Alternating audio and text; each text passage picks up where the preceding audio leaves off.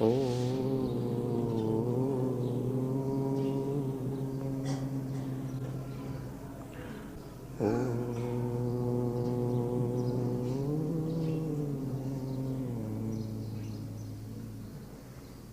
मंगलमय मंगलकरण वीतराग विज्ञान नमो ताहि जाते भये अर्हंतादि महा जो विद्यादि सागर सुधी जो विद्यादि सागर सुधी गुरु हैं हितैषी शुद्धात्म में निरत नित्य हितोपदेशी वे पाप ग्रीष्म ऋतु में जल हैं सयाने पूजूं उनके सतत केवल ज्ञान पाने पूजूं उनके सतत केवल ज्ञान पाने। बोले भगवान महावीर स्वामी की, आचार्य कुंद कुंद स्वामी की, आचार्य गुरुवर विद्यासागर मुनि महाराज की।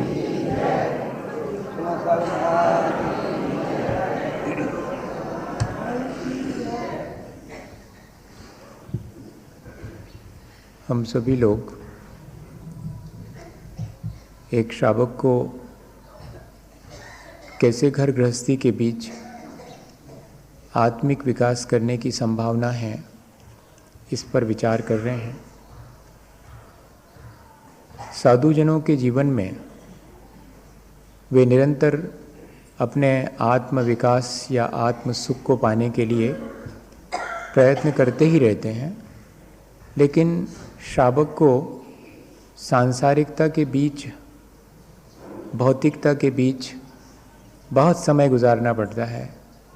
वो ऐसी स्थिति में और अपने आत्मिक सुख को कैसे पाए, इसके लिए भी आचार्यों ने उपाय बताए हैं। सबसे पहली चीज़ तो यही अपन ने समझी है कि ये जो भौतिक सुख हैं वो बहुत क्षणिक हैं। मुझे आत्म सुख पाना चाहिए, जो कि एक बार मिलने के बाद फिर नहीं छूटता है। और दूसरा ये कि इस संसार में हम जहाँ भी देखते हैं वो दुख ही दुख दिखाई देता है। तो संसार के दुखों से बचने का हम उपाय करें या कि हम आत्म सुख को पाने का उपाय करें। दोनों में से कोई भी चीज़ यदि हम करते हैं तो वास्तव में हमारा आत्मिक विकास होगा। असल में हम लोगों को इतने गहरे संस्कार हैं कि ये सब बातें हम जानते हैं, समझते हैं, फिर भी एक झूठा आश्वासन, एक झूठी आशा हमारे मन में बनी रहती है। संसार के बारे में भी, अपने शरीर के बारे में भी, और इस भोग विलास की सामग्री के बारे में भी। हम जानते हैं कि शरीर एक दिन मरण को प्राप्त होगा। हमने बहुत लोगों को मरते देखा भी है, अपने परिवार में भी, अपने समाज के बीच में भी, सारे देश में भी। लेकिन शरीर मरण धर्म है, इसके बाद भी हमें अपने बारे में ऐसा लगता है कि हम हमेशा जीते रहेंगे। अभी मेरा मरण थोड़ी आया है, इतना ही नहीं, मेरा मरण अभी नहीं आएगा। जबकि हम ये भी नहीं जानते कि हो सकता है कि हम क्षण भर के बाद भी इस देह को हमें छोड़ना पड़े। लेकिन एक झूठा आश्वासन, एक झूठी आशा, जब भी कोई मरता है तब तो हमारे मन में थोड़ी देर को तो लगता है कि हाँ, यहाँ सबको मरना होगा, लेकिन सबको मरना होगा, पर मैं मरूंगा? नहीं, अभी कहाँ, अभी तो मैं नहीं मरूँ। ये फौरन अपने भीतर इस तरह का विचार आता है, जबकि उन क्षणों में ये विचार आना चाहिए जब हम शरीर को खिला पिला रहे हैं, सुला रहे हैं, उसकी सेवा में लगे हुए हैं। 24 घंटे अगर किसी की चाकरी हम करते हैं तो वो सिर्फ एक ही है, शरीर। 24 घंटे उसकी चाकरी करते हैं, समझ में नहीं आता, एकदम नहीं समझ में आता। अपने नौकरों की तरफ तो ध्यान जाता है जो हमारी सेवा करते हैं, लेकिन हम किसकी करते हैं, और वो भी 24 घंटे करते हैं। सारा सरंजाम, सारा प्रपंच उसी के लिए है, जबकि वो शरीर मरण स्वभाव वाला है। तो ऐसा नहीं कह रहा हूं कि आप शरीर से विड्रॉ कर लें, नहीं, शरीर से ये जो झूठी आशा है कि वो जिएगा, उसको हटा लें, बस इतना ही पुरुषार्थ करना है। ये जो संस्कार मन में पड़ा हुआ है कि शरीर हमेशा जीता रहेगा, नहीं, शरीर एक दिन मरेगा। इससे पहले कि जैसे सूरज ढले हम विचार कर लेते हैं कि काम अपना पूरा हो जाना चाहिए।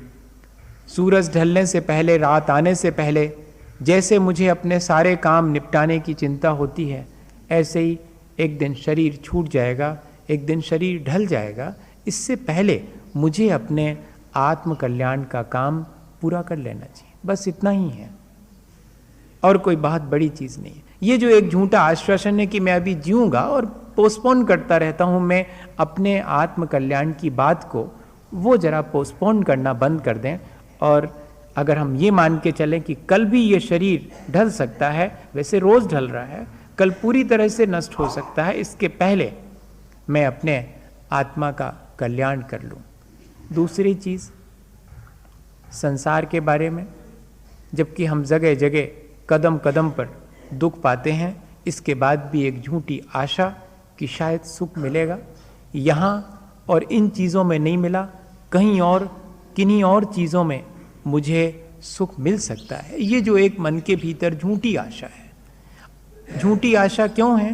क्योंकि हम कोशिश तो वो ही कर रहे हैं, हमारे अपने क्रियाकलाप से हम निर्णय लें, हमारे अपने बुद्धि से निर्णय नहीं लें, क्योंकि बुद्धि तो बहुत चालाक होती है, वो फौरन कहती कि मालूम तो है हमें संसार के बारे में, हाँ दुख है, नहीं, लेकिन हम अपने क्रियाकलापों में देखें कि ये बात वाकई में अगर दुख है तो फिर मेरा अपना बिहेवियर क्या होना चाहिए संसार के प्रति, संसार से अनासक्त होना, इसमें दुख हैं, इसलिए मुझे झूठी आशा नहीं बांधनी चाहिए सुख की। मुझे एक बार ये स्वीकार करने में क्या दिक्कत है कि हाँ दुख है, लेकिन हमारा मन इस बात को स्वीकार नहीं कर पाता। साइकोलॉजी में है एक मैकेनिज्म, डिनायल ऑफ रियलिटी, वास्तविकता से पलायन करने की जो आदत हमारे भीतर बहुत पुरानी है। वास्तविकता हम जानते हैं, ऐसा नहीं है कि हम वास्तविकता को नहीं जानते, लेकिन इसके बाद भी हमारे संस्कार कैसे पड़ गए हैं, हमें उन संस्कारों को तोड़ना है, बस इतना ही पुरुषार्थ करना है। बार बार हैमरिंग करें, हम बार बार अपने विचारों को इस तरफ ले जाएं कि नहीं, इस संसार में मैं ये जो झूठी आशा रखता हूँ कि सुख मिलेगा, मिलेगा नहीं। एक बार पूरे मन से और इस आशा को ख़त्म कर दें कि नहीं मिलेगा, यहाँ दुख ही मिलेगा। अब क्या करना, तो मुझे सुख पाना है, सुख पाना है तो उपाय करो, सुख पाने का उपाय करो। संसार में सुख है ऐसा भ्रम क्यों पालो, जो वास्तविक सुख है उसको पाने का। जैसे ही संसार में सुख का भ्रम टूटेगा तब मालूम पड़ेगा कि वास्तविक सुख क्या है और मुझे उसे पाना। और जब तक ये आशा बनी रहेगी कि यहीं इसी संसार में सुख मिलेगा, तब तक आत्म सुख आप सिर्फ वाणी में कह सकते हैं आत्म सुख, बाकी जीवन में आत्म सुख पाने के लिए कोई प्रयत्न संभव नहीं है जब तक कि ये आशा नहीं टूटेगी। और तीसरी चीज, ये जो 5 इंद्रिय के भोग विलास की सामग्री है, इसके बारे में हम सब लोगों के अंदर एक भ्रम है, एक आशा है कि ये मुझे मेरे अनुकूल मिलेगी, मैं जैसी चाहूँगा वैसी मिलेगी, और नहीं मिलेगी तो मैं प्रयत्न करके और अपने मन के अनुकूल भोग विलास की सामग्री इकट्ठी करूँगा। लेकिन हम ये भूल जाते हैं कि भोग विलास की सामग्री कर्माश्रित है, हमारे अधीन नहीं है, हमारे कर्मों के अधीन है। इसमें हम जितने आसक्त होंगे ये उतनी कम मिलेगी, और इसको हम जितना छोड़ेंगे ये उतनी हमारे पास आएगी। ये उल्टा गणित है इसका, लेकिन ये हमारे समझ में नहीं आता। हमें लगता है हम दिन भर करते क्या रहते हैं, अगर थोड़ा सोचें, अपने भोग विलास की सामग्री अपने अनुकूल जुटाते रहते हैं? और कुछ करते हैं क्या? मुझे बताइएगा, ईमानदारी से आप अपने आप से पूछिएगा कि सारे दिन, चाहे दुकान पर बैठे हों, चाहे बाजार में हों, चाहे घर में हों, हम अपने भोग विलास की सामग्री का इंतजाम, और वो भी अपने अनुकूल, जबकि हमें मालूम है कि हमारे अनुकूल मिलना हमारे हाथ में नहीं है। जो हम कर चुके हैं अपने कर्म, उनके हाथ में कर्माश्रित है ये जितनी भी अनुकूलता और प्रतिकूलता है। हम तो सिर्फ एक भ्रम, और वो भी झूठा भ्रम, अपने मन में बनाए रखते हैं। एक घटना मैंने आपको पहले सुनाई है, शायद मैं भूल जाता हूं। एक बार एक व्यक्ति ट्रेन में सफ़र कर रहा था, है आपको याद, और उसने टिकट नहीं लिया था, लेकिन इसके बावजूद भी जब टिकट चेकर ने उससे पूछा कि कहाँ है तुम्हारा टिकट, तो उसने कहा अब भी देखता हूँ, और उसने फौरन अटैची खोली, अटैची में एक एक खाने में देखने लगा। चेकर ने कहा कि करते क्या हो, इतना भी ख्याल नहीं है कि कहाँ रखा? बोले रखा होगा, यहीं रखा है, उसमें क्या है, रखा है। और फिर उसमें से अटैची में नहीं मिला तो अटैची में जो कपड़े रखे थे, उसमें जो पैंट था उसके पॉकेट में देखा, उसमें भी अब हो तब ना। लेकिन एक भ्रम, एक दिलासा, एक झूठी आशा कि है इसी में, जाएगा कहाँ। और यहां तक कि उसने अपने जूते पॉकेट में नहीं देखूंगा मैं, जूते खोले। जब वो जूते खोलने लगा तो टिकट चेकर थोड़ा गड़बड़ा है कि क्या कर रहे हो, कहीं कोई उपद्रव तो नहीं कर रहे। तो उसने कहा नहीं, शायद हो सकता है इसमें रखा हो, जूते के नीचे रखा हो। यहां तक तो बात हुई, लेकिन जब नहीं मिला तो मालूम, वो उठ के खड़ा हुआ और बाजू वाले के पॉकेट में हाथ डालने लगा। तब टिकट चेकर ने कहा कि क्या करते हो? बोले हो सकता मेरा टिकट वहां हो, लेकिन है तो। ये बड़ा प्रतीकात्मक उदाहरण है। और जब आजू बाजू के लोगों ने बहुत जोर से, उनको हंसी आ गई उसके बुद्धूपने पर, तो उन्होंने कहा कि तुम अपने पॉकेट में क्यों नहीं देखते? तो उसने कहा सुनो, थोड़ी सी आशा है कि शायद मेरे पॉकेट में मिलेगा, मैं उस आशा को तोड़ना नहीं चाहता। थोड़ी सी आशा है कि शायद वहां मिलेगा, मुझे मालूम है कि इन जगहों पर नहीं है, लेकिन मैं फिर भी यही आशा बनाए रखना चाहता हूं कि शायद होगा तो मेरे पॉकेट में हो सकता, मैं वहां नहीं देखूंगा, वहां कभी नहीं देखूंगा। ये एक उदाहरण है जो हम सब पर लागू होता है। देखें गौर से, उसके पॉकेट में हाथ डाल के देख रहे हैं, शायद वहां सुख होगा। इस चीज में हाथ डाल के देख रहे हैं, शायद यहां पर सुख होगा, वो मेरे ही भीतर है। नहीं नहीं नहीं, वो वहां नहीं देखूंगा, वहां नहीं देखूंगा। अगर वहां भी नहीं मिला तो करूंगा क्या? फिर तो मैं निराश हो जाऊंगा जीवन से, और मैं निराश नहीं होना चाहता। मैं इस संसार में ही सुख पाना चाहता हूं। ये जो झूठी आशा है, ये ऐसी ही है। हमें तो उस पर हंसी आती है, कह रहे ये कैसा बुद्धू व्यक्ति है, लेकिन हमें अपनी गैर बुद्धिमानी पर कभी भी रोना नहीं आता कि हम भी वही कर रहे हैं, ठीक वैसा ही। हम भी कहां कहां सुख पाने के लिए भटक रहे हैं, लेकिन जो वास्तविक सुख हमारे भीतर है, उसके लिए कोई प्रयत्न है 24 घंटे में? मेरे ख्याल से तो बहुत बहुत अपने जीवन में झांक के देखें कि कोई क्षण ऐसा होता होगा जिसमें कि हम इन सारे सुखों को छोड़ करके और कोई आत्म सुख पाने के लिए कभी 5 मिनट बैठते हो। मेरे ख्याल से नहीं। अपन ने तो ये सोच लिया है कि ठीक है, वो मैंने आज आलू नहीं खाए हैं, हो गया काम। हाँ, आलू नहीं खाए बस, आज मैंने और भी बहुत सारी चीजें नहीं खाई, हो गया, आत्म सुख हो गया। आज मैंने पूजा भी करी थी, और आज तो मैं महाराज के प्रवचन सुनने गया था। और अब चाहते क्या हो आप हमसे? इससे ज्यादा और क्या करें हम? और ये हम अपना भ्रम नहीं, लेकिन आप सब कुछ कर लेंगे। आप कहोगे पूजा कर लो, पूजा कर लेंगे। आप कहोगे कि आलू छोड़ दो, हम आलू छोड़ देंगे। आप जो कहो हम वो करने तैयार हैं, लेकिन संसार में सुख की आशा नहीं छोड़ेंगे। हाँ, संसार में सुख है, ये झूठी आशा हमसे नहीं छूटती। ये छूट जाएगी तो हम तो फिर संसार में रह ही नहीं पाएंगे, बड़े निराश हो जाएंगे हम। निराशा 2 तरह की होती है। जिस चीज के मिलने की संभावना है और प्रयत्न करने पर नहीं मिले तो मन उदास हो जाता, निराश हो जाता है। एक निराशा वो है, और ये निराशा हमेशा दुख में ले जाती है। लेकिन दूसरी निराशा और है, वो अगर हो जावे तो हमें सुख मिलेगा। कौन सी निराशा?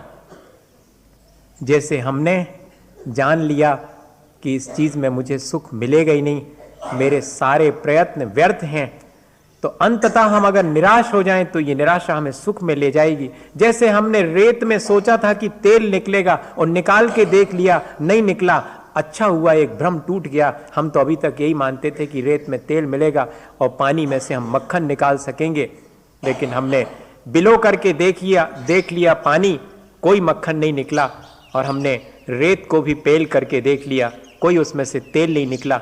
इस संसार में मैंने कई बार अपने जीवन में अनुभव करके देख लिया, कोई सुख नहीं मिला। अब मुझे कोई आशा नहीं है, मैं अंततः इस संसार की आशाओं से निराश हो गया हूं।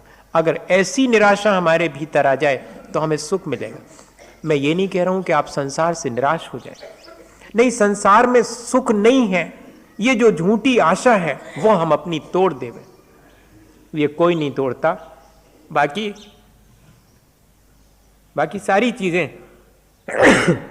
सारी चीजें हम कर रहे हैं। हम सब, आप जो कहेंगे, बाहर से जो भी क्रियाएं करनी होंगी हम सारी क्रियाएं कर लेंगे, लेकिन शरीर मेरा मर जाएगा? नहीं मरेगा। संसार में दुख है? नहीं, थोड़ा बहुत तो सुख मिलता है। तो फिर भोग विलास की सामग्री मैं अपने अधीन, मेरे अधीन है, मैं जैसी चाहूं वैसी पालूंगा। हाँ, ऐसा ही लगता है मुझे, कर्माश्रित नहीं लगता। ऐसे हम बहुत सारे भ्रम अपने जीवन में पाले हैं। आचार्य भगवंत, चाहे साधु हो चाहे श्रावक हो, इन भ्रम को तोड़ने के लिए ही ये व्रत नियम संयम बताता है, और कोई उद्देश्य नहीं है।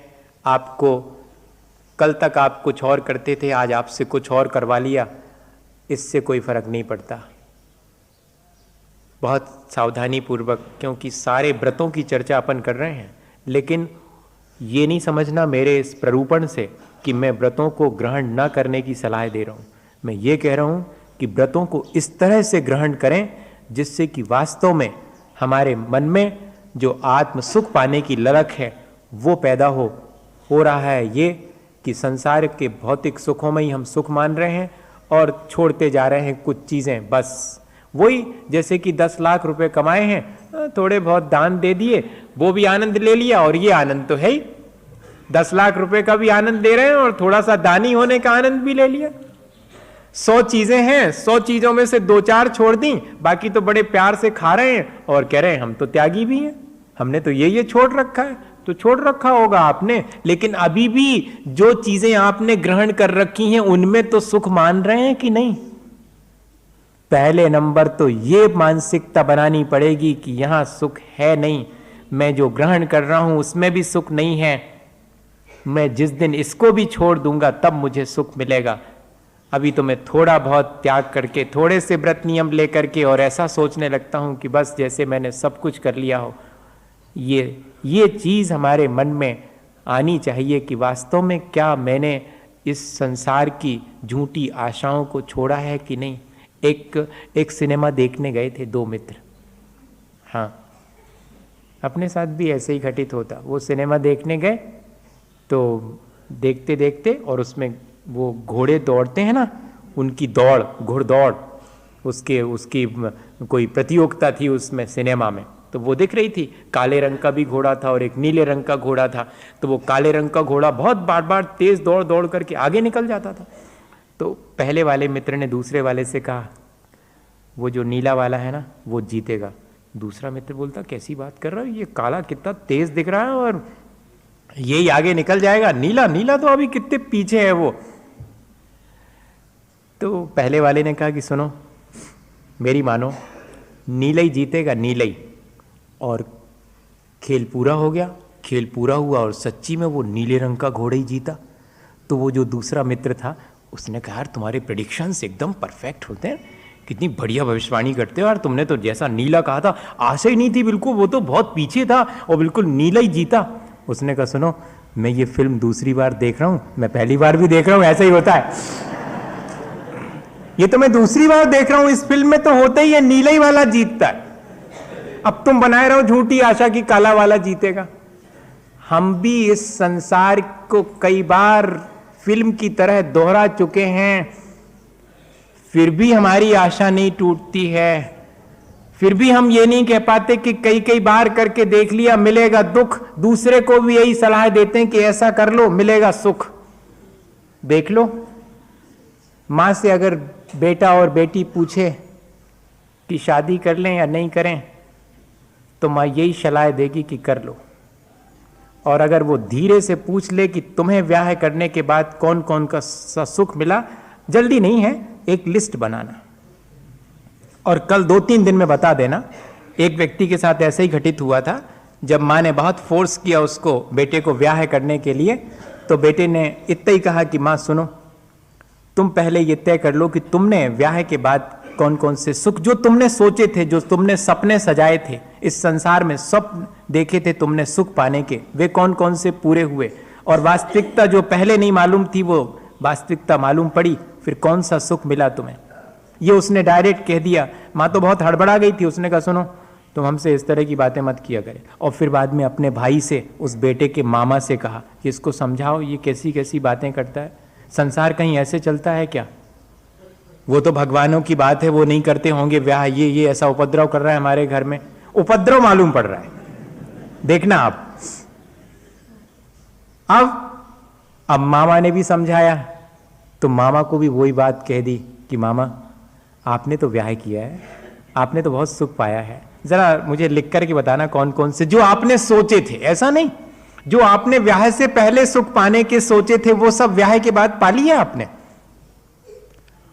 अब 3 दिन के बाद फिर जब वो पहुंचा तो अब की बार मामा नहीं मिले, मामी जी मिली। उनने कहा सुनो तुम्हें जो करना हो वो करो, ब्याह करना हो करो, नहीं करना हो मत करो, तुम मामा को परेशान मत करो। 3 दिन हो गए ढंग से बात तक नहीं करते हमसे, बोलते ही नहीं है, बड़े उदास हैं घर में, हमारी तो तुमने खुशी छीन ली। अब बताइए, ये मैंने पढ़ा, एक जगह पढ़ रहा था तो मैंने कहा सुनाऊंगा मैं इस चीज को। अपन सबकी वास्तविकता है ये। अपन से कोई अगर सचमुच, अपन अपने आप से भी सचमुच ऐसा ईमानदारी से पूछ लेवे कि जो हमने सोचा था कि ये सारे सुख मिलेंगे, क्या वो हमें उन चीजों के पा लेने के बाद मिले हैं आज तक।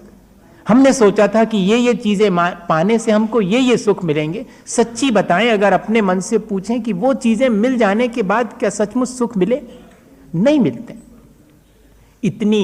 इतनी झूठी आशा फिर क्यों रखें हम ये नहीं कह रहे हैं कि उनको हम चीज़ों को ना पाएं, हम ये कह रहे हैं कि उन चीज़ों में जो झूठी आशा है वो क्यों नहीं तोड़ देते।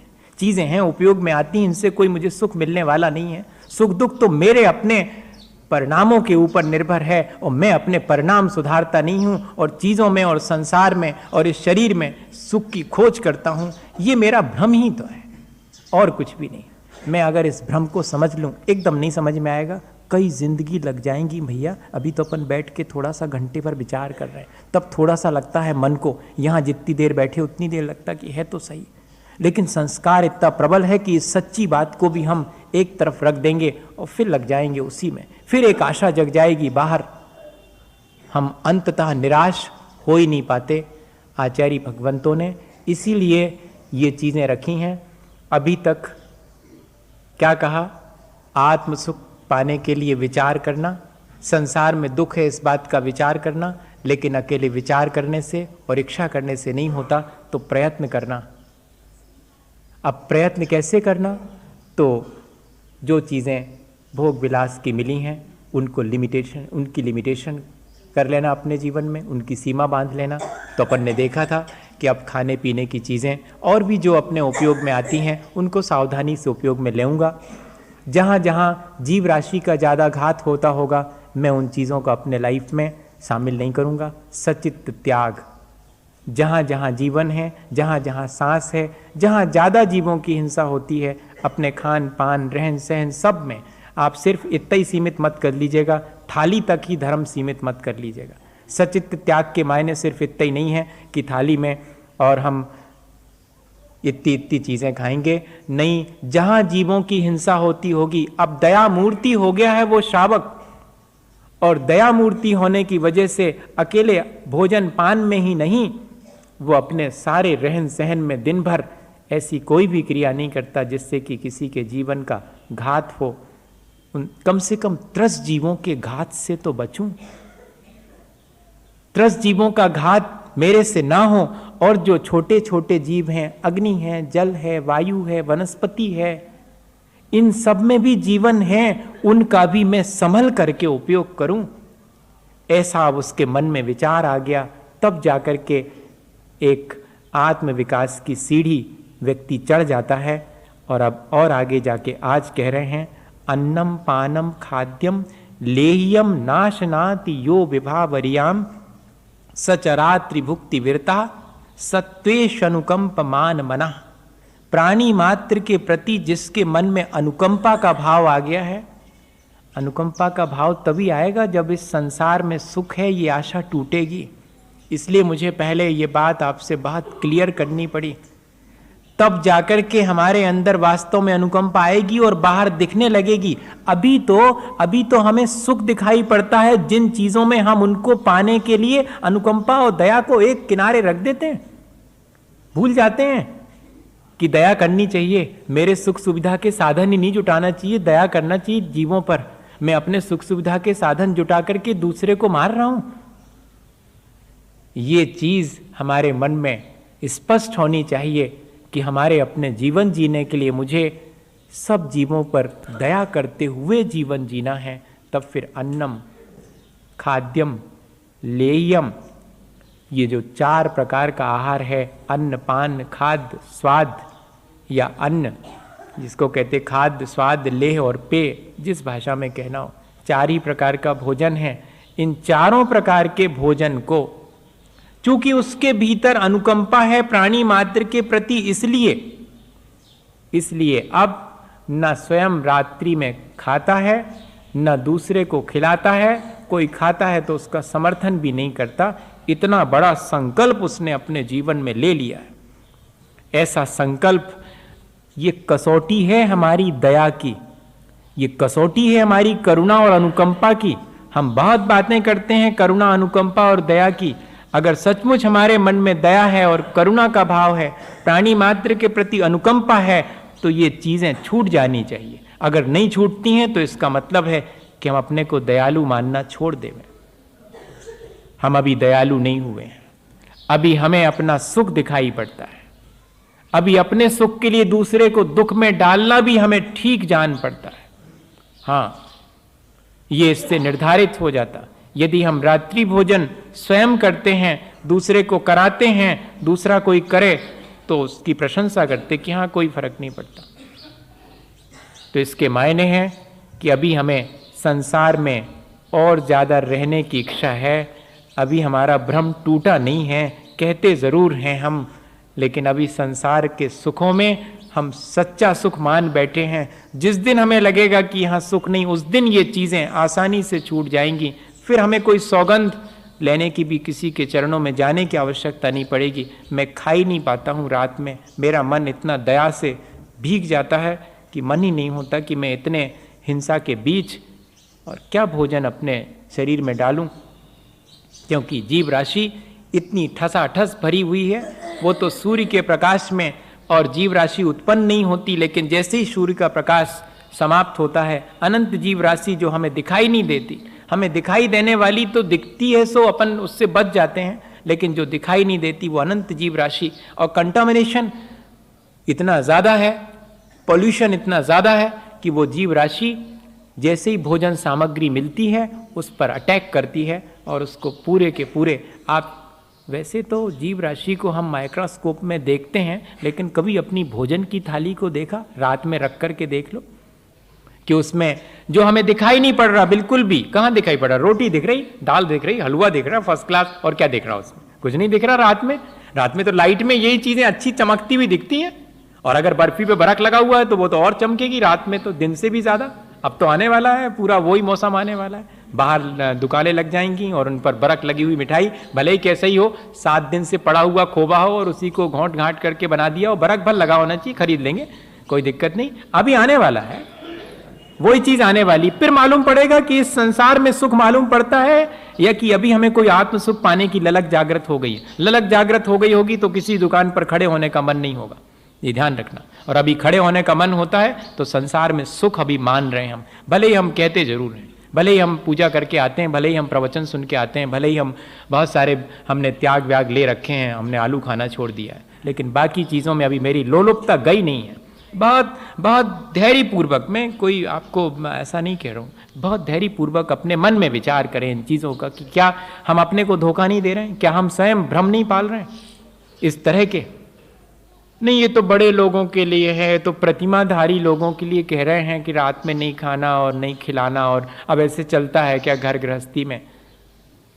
भैया, घर का अगर एक नियम बना लो तो फिर छोटा 1 महीने का बेटा भी उसका पालन कर लेगा। बचपन से नहीं करते असल में, क्योंकि दोनों जन लाइफ स्टार्ट करने से पहले बैठ करके विचार ही नहीं करते कि लाइफ क्या होगी हमारी। जैसी सबकी चल रही वैसे ही ढकलते जाने दो, चलती है सब चल।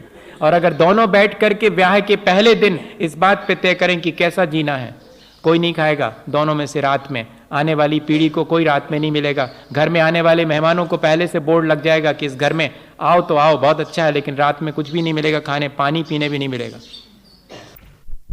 खाद्य स्वाद या अन्न, जिसको कहते खाद्य स्वाद लेह और पेय, जिस भाषा में कहना हो, 4 ही प्रकार का भोजन है। इन चारों प्रकार के भोजन को, चूंकि उसके भीतर अनुकंपा है प्राणी मात्र के प्रति, इसलिए अब न स्वयं रात्रि में खाता है, न दूसरे को खिलाता है। कोई खाता है तो उसका समर्थन भी नहीं करता। इतना बड़ा संकल्प उसने अपने जीवन में ले लिया है। ऐसा संकल्प, ये कसौटी है हमारी दया की, ये कसौटी है हमारी करुणा और अनुकंपा की। हम बहुत बातें करते हैं करुणा, अनुकंपा और दया की। अगर सचमुच हमारे मन में दया है और करुणा का भाव है, प्राणी मात्र के प्रति अनुकंपा है, तो ये चीजें छूट जानी चाहिए। अगर नहीं छूटती हैं तो इसका मतलब है कि हम अपने को दयालु मानना छोड़ देंगे। हम अभी दयालु नहीं हुए हैं। अभी हमें अपना सुख दिखाई पड़ता है। अभी अपने सुख के लिए दूसरे को दुख में डालना भी हमें ठीक जान पड़ता है। हाँ, ये इससे निर्धारित हो जाता। यदि हम रात्रि भोजन स्वयं करते हैं, दूसरे को कराते हैं, दूसरा कोई करे तो उसकी प्रशंसा करते कि हाँ कोई फर्क नहीं पड़ता, तो इसके मायने हैं कि अभी हमें संसार में और ज्यादा रहने की इच्छा है। अभी हमारा भ्रम टूटा नहीं है। कहते जरूर हैं हम, लेकिन अभी संसार के सुखों में हम सच्चा सुख मान बैठे हैं। जिस दिन हमें लगेगा कि यहां सुख नहीं, उस दिन ये चीजें आसानी से छूट जाएंगी। फिर हमें कोई सौगंध लेने की भी, किसी के चरणों में जाने की आवश्यकता नहीं पड़ेगी। मैं खा ही नहीं पाता हूं रात में, मेरा मन इतना दया से भीग जाता है कि मन ही नहीं होता कि मैं इतने हिंसा के बीच और क्या भोजन अपने शरीर में डालूं, क्योंकि जीव राशि इतनी ठसाठस भरी हुई है। वो तो सूर्य के प्रकाश में और जीव राशि उत्पन्न नहीं होती, लेकिन जैसे ही सूर्य का प्रकाश समाप्त होता है, अनंत जीव राशि जो हमें दिखाई नहीं देती, हमें दिखाई देने वाली तो दिखती है, सो अपन उससे बच जाते हैं, लेकिन जो दिखाई नहीं देती वो अनंत जीव राशि। और कंटामिनेशन इतना ज्यादा है, पॉल्यूशन इतना ज्यादा है कि वो जीव राशि जैसे ही भोजन सामग्री मिलती है उस पर अटैक करती है और उसको पूरे के पूरे। आप वैसे तो जीव राशि को हम माइक्रोस्कोप में देखते हैं, लेकिन कभी अपनी भोजन की थाली को देखा? रात में रख करके देख लो कि उसमें जो हमें दिखाई नहीं पड़ रहा, बिल्कुल भी कहां दिखाई पड़ रहा, रोटी दिख रही, दाल दिख रही, हलवा दिख रहा फर्स्ट क्लास, और क्या दिख रहा उसमें? कुछ नहीं दिख रहा। रात में तो लाइट में यही चीजें अच्छी चमकती हुई दिखती हैं, और अगर बर्फी पे बर्फ लगा हुआ है तो वो तो और चमकेगी रात में, तो दिन से भी ज्यादा। अब तो आने वाला है, पूरा वही मौसम आने वाला है, बाहर दुकानें लग जाएंगी और उन पर बर्फ लगी हुई मिठाई, भले ही कैसे ही हो, 7 दिन से पड़ा हुआ खोबा हो और उसी को घोंट घाट करके बना दिया हो, बर्फ भर लगा होना चाहिए, खरीद लेंगे, कोई दिक्कत नहीं। अभी आने वाला है, वही चीज आने वाली। फिर मालूम पड़ेगा कि इस संसार में सुख मालूम पड़ता है, या कि अभी हमें कोई आत्म सुख पाने की ललक जागृत हो गई है। ललक जागृत हो गई होगी तो किसी दुकान पर खड़े होने का मन नहीं होगा, ये ध्यान रखना। और अभी खड़े होने का मन होता है तो संसार में सुख अभी मान रहे हैं हम, भले ही हम कहते जरूर हैं, भले ही हम पूजा करके आते हैं, भले ही हम प्रवचन सुन के आते हैं, भले ही हम बहुत सारे हमने त्याग व्याग ले रखे हैं, हमने आलू खाना छोड़ दिया है, लेकिन बाकी चीजों में अभी मेरी लोलुपता गई नहीं है। बहुत बहुत धैर्यपूर्वक, मैं कोई आपको ऐसा नहीं कह रहा हूं, बहुत धैर्यपूर्वक अपने मन में विचार करें इन चीजों का कि क्या हम अपने को धोखा नहीं दे रहे हैं, क्या हम स्वयं भ्रम नहीं पाल रहे हैं इस तरह के। नहीं, ये तो बड़े लोगों के लिए है, तो प्रतिमाधारी लोगों के लिए कह रहे हैं कि रात में नहीं खाना और नहीं खिलाना, और अब ऐसे चलता है क्या घर गृहस्थी में? भैया, घर का अगर एक नियम बना लो तो फिर छोटा 1 महीने का बेटा भी उसका पालन कर लेगा। बचपन से नहीं करते असल में, क्योंकि दोनों जन लाइफ स्टार्ट करने से पहले बैठ करके विचार ही नहीं करते कि लाइफ क्या होगी हमारी। जैसी सबकी चल रही वैसे ही ढकलते जाने दो, चलती है सब चल। और अगर दोनों बैठ करके ब्याह के पहले दिन इस बात पे तय करें कि कैसा जीना है, कोई नहीं खाएगा दोनों में से रात में, आने वाली पीढ़ी को कोई रात में नहीं मिलेगा। घर में आने वाले मेहमानों को पहले से बोर्ड लग जाएगा कि इस घर में आओ तो आओ, बहुत अच्छा है, लेकिन रात में कुछ भी नहीं मिलेगा, खाने पानी पीने भी नहीं मिलेगा। नहीं आएंगे और क्या, हम भी नहीं जाएंगे किसी के यहां पर। एक बार तय करना पड़ेगा, तय करने वाला काम है। नहीं तो चल रहा है, वो तो चल ही रहा, मैं कहां कह रहा हूं आपका कि नहीं है। लेकिन ऐसा करें तो कर सकते हैं, ऐसा नहीं है कि नहीं कर सकते। ये बार नहीं कहना आप नहीं कर रहे हैं, ये बात अलग है। आपकी अपनी मजबूरी है, आपकी अपनी कमजोरी है, ये बिल्कुल अलग बात है। लेकिन कोई नहीं कर सकता ऐसा नहीं है। अभी भी लोग हैं जो कि बिना प्रतिमा लिए भी अपने घर का एक प्रामाणिक, अपने घर का एक नियम बना सकते हैं कि हमारे यहां पर आपको कोई भी चीज नहीं मिलेगी। रात में आप आए हैं, हमारे मेहमान हैं, बहुत प्रियजन हैं, तो आपको दिन में आ जाना चाहिए था, दिन में हम आपको देंगे। अपने जीवन में हमें स्वयं विचार करना पड़ेगा। भैया, मेरे कहने से बिल्कुल मत मानना, आपका जैसा चल रहा वैसा चलने दो, मैं तो बेकार में जो है और आपसे कह रहा हूं, हाँ जैसा आपको करना हो। पर ऐसा कभी नहीं सोचना कि कोई ऐसा कर नहीं सकता। बस मैं तो सिर्फ ये कह रहा हूं कि कोई कर सकता है, ऐसा भी कर सकता है। हम नहीं कर पा रहे हैं, ये हमारी कमजोरी, इसको तो मानो कम से कम। हम कितने कमजोर हैं कि हम इन सब चीजों को नहीं कर पा रहे हैं। हम चाहें तो कर सकते हैं। जरूरी नहीं है कि प्रतिमाधारी ही ऐसा करे। बिना प्रतिमा धारण करने वाला एक सामान्य सदगृहस्थ भी इस नियम को बहुत आसानी से निर्वाह कर सकता, क्योंकि सुबह से शाम तक 12 घंटे मेरे पास अपने भोजन के लिए, अपने पेट की क्षुधा की वेदना को मिटाने के लिए मेरे पास बहुत समय है। ऐसा होता कि मुझसे 24 घंटे का कहा जा रहा होता तो मेरी बस की बाहर की बात थी, लेकिन मुझे तो सिर्फ रात्रि के लिए कहा जा रहा है। मैं ऐसा कर सकता हूं यदि मैं संकल्प ले लूं। दिन श्रम के लिए है, रात्रि तो विश्राम के लिए है। रात्रि में कितनी जीव राशि की हिंसा होती है, और अगर बनाना पड़े रसोई तब तो फिर ठीक है। पहले के लोग थोड़ा बहुत अगर नहीं सदता था तो गर्म करके शाम को दूध रख लिया है, रात में बिल्कुल जब नहीं चलेगा तो थोड़ा बहुत दूध पी लेंगे। कोई चीज़ अगर बनी पहले से रखी होगी, लाओ थोड़ा सा दे दो, अब रात कैसे कटेगी, इसलिए ले लिया तो ले लिया। अब तो शौक से रात में ही तैयार करके रात में ही खा रहे हैं। इसके मायने क्या है कि हम कितने कमजोर हो गए, कितनी हमारे ऊपर हमारी ग्रिप खत्म हो गई, हमारा अपना स्वयं का अनुशासन खत्म हो गया। हमारी अनुशासन क्या, हमारी अनुकंपा, हमारी दया, हमारी करुणा खत्म हो गई। यही कहना पड़ेगा। हम अब संवेदनशील नहीं रहे हैं। अब तो सिर्फ हम पता नहीं क्या हासिल कर रहे हैं जीवन में। इन सब अपनी जो कहना चाहिए मॉरल वैल्यूज थी उनको खो करके एक रात्रि भोजन त्याग वाला व्यक्ति, प्रतिमाधारी व्यक्ति, उसके लिए तो यही सलाह दी है। वो प्रतिमा तभी लेगा, देखो घबराना नहीं, प्रतिमा तभी लेगा जबकि उसने अपने बच्चों का ब्याह कर दिया है, और ब्याह करने के बाद अपने बच्चों को गृहस्थी सौंप दी है। तब वो अपने बच्चों से कह देगा, बहू से कह देगा कि भाई तुम्हें घर जैसा चलाना हो वैसा चलाओ, मेहमान आए उनको खिलाना है खिलाओ, नहीं खिलाना मत खिलाओ, मुझे अब उसमें इन्वॉल्व नहीं करना। मैं अब इन सब से ऊपर, मेरा अपना जीवन जितना मैंने जी लिया, अब मैं सारी जिम्मेदारी घर गृहस्थी की तुम्हारे ऊपर है। ऐसा सोच करके, और कोई अभी शुरू में नहीं, वैसे तो शुरू में ही कर ले तो फिर हमेशा के लिए आसानी है। घर में दोनों जन ब्याह होने के बाद ये तय कर लें कि रात में नहीं खाएंगे, और इस घर में कोई रात में नहीं खाएगा, ऐसा नियम ले लें, तब तो फिर ब्याह से ही ये चीज शुरू हो जाए। और अगर नहीं कर पाए हैं तो कम से कम बच्चों का ब्याह होने के बाद और उन पर ये जिम्मेदारी डाल करके खुद तो माता पिता मुक्त हो ही सकते हैं कि अब मैं न रात में स्वयं खाऊं न किसी को खिलाऊं। तुम लोग जैसा करना हो वैसा करो, हम तो नहीं करेंगे। इतना भी नहीं कर सकते? एक एज के बाद, 60 साल के बाद इतना तो कर ही सकते हैं। नहीं ठीक है, शुरू में तो अब नहीं, जैसा चल पड़ा है सो चल गया, लेकिन अब आगे के लिए तो इतना कर सकते हैं। इतना भी अगर हम चाहें, एक सियार और पता नहीं कौन से जीव की घटना आती है कि नहीं आती। एक तिर्यंच के बारे में भी लिखा है कि उसने रात्रि में भोजन करने का त्याग ले लिया था, और फिर वो संध्या के समय बावड़ी में पानी पीने नीचे घुसा था, तो वहां अंधेरा होने से बाहर निकल आता था, और बाहर देखता था तो अभी तो उजाला है, तो फिर चला जाता था, फिर नीचे देखता था कि अंधेरा हो गया, हमने तो महाराज से कहा था कि अंधेरा होने पर हम नहीं खाएंगे। तो उसने नहीं खाया, प्राण निकल गए उसके, बार बार इसी प्रक्रिया में कि फिर नीचे गया तो अंधेरा, फिर ऊपर आया तो उजाला। और हम ऐसा कोई निर्णय क्यों नहीं ले पाते जीवन में? हमें भी अपने जीवन में कुछ निर्णय तो ले लेना चाहिए कि हम ऐसा करेंगे अब।